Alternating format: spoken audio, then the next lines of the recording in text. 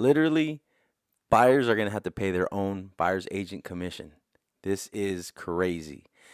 For us here in Southern California, we haven't seen this. In many other places of the United States, in California, there's places that are already doing this. However, it's going to be now more centralized throughout the United States. It's been a NAR lawsuit, and they have finally come to an agreement on what they're going to do. So real estate is crazy right now. It's changing. Biggest thing is this: commissions are generally paid by a seller. Sellers making $100,000, $200,000, $300,000, and they've been accustomed to paying 5, 6% in commissions.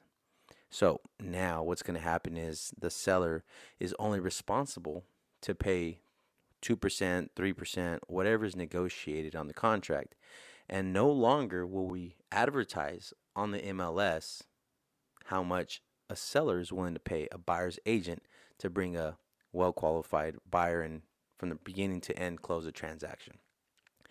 So this is crazy. For me, it's like, wow, this is a huge change. However, let's be professional, let's be calm, let's get through this because the industry is always changing. What is going to happen?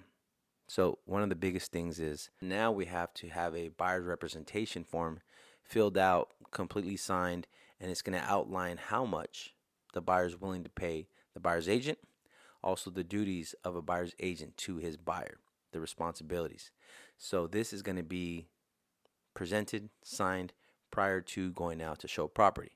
So, this is happening in like 60% of transactions in like San Francisco, New York, and other big cities. So this is not completely new, and there's a lot of places that are already accustomed to this. However, for us in Southern California, it's a little different. We're not used to that. So a lot of changes are going to definitely come. Where my issue is the VA buyer. The VA buyer, there's actually law stating that a VA buyer is not allowed to pay a buyer's agent any sort of commission.